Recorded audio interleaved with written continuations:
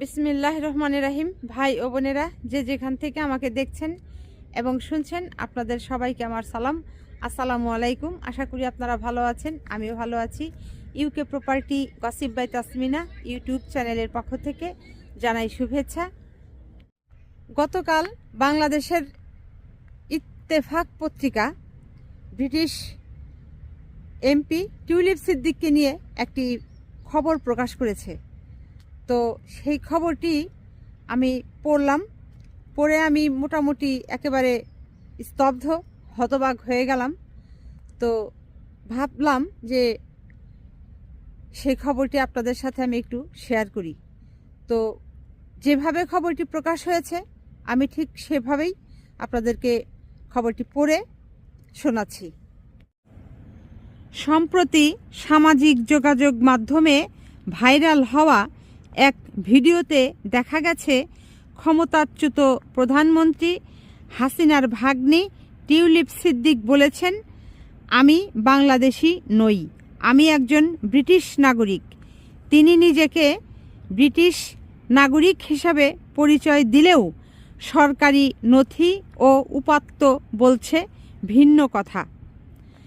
সরকারি নথি যাচাই বাছাই করে দেখা গেছে টিউলিপ সিদ্দিক বাংলাদেশি নাগরিক। তার নামে রয়েছে বাংলাদেশি জাতীয় পরিচয়পত্র, পাসপোর্ট, জমা দিয়েছেন আয়কর রিটার্ন। সব প্রমাণপত্রও বলেছে তিনি বাংলাদেশি নাগরিক ও ভোটার। দুদকের থেকে পাওয়া সূত্রে জানা যায়, তার জাতীয় পরিচয়পত্র 2011 সালের 3 জানুয়ারি ইস্যু করা হয়েছিল। এনআইডি অনুসারে তার নাম টিউলিপ রিজওয়ানা সিদ্দিক।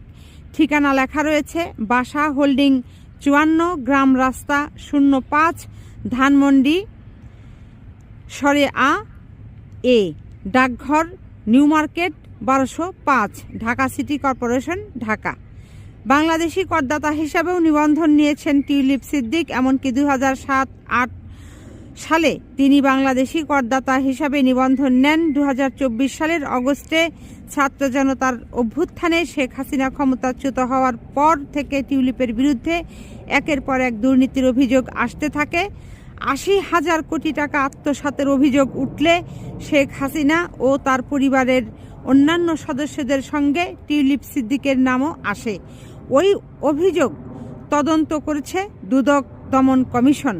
এছাড়াও ঢাকার গুলশানে ইস্টার্ন হাউজিং লিমিটেডের কাছ থেকে ঘুষ হিসাবে একটি ফ্ল্যাট নেওয়ার অভিযোগে টিউলিপ সিদ্দিকের বিরুদ্ধে গত 15 এপ্রিল মামলা করে দুদক।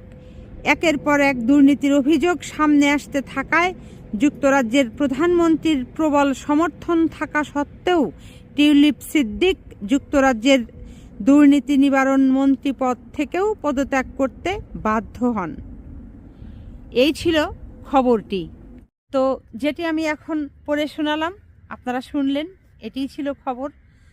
তো আমি তো আসলে একেবারেই দিন যত যাচ্ছে মানে হতাশ হয়ে পড়ছি যে বিষয়টি আসলে কেমনে কি।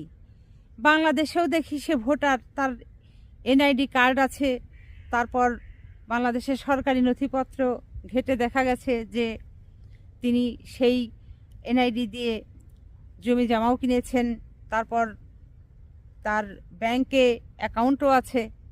আবার এদিকে সে ব্রিটিশ এমপি। এখন পুরো বিষয়টা একেবারে ওই বলে না যে ঘোলা পানি, পুরাই ঘোলা পানি। এখন এর ভেতরে যে কি আছে আর না আছে বোঝা যাচ্ছে না।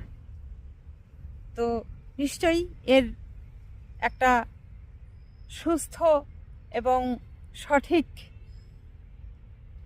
সত্যটা বের হয়ে আসবে।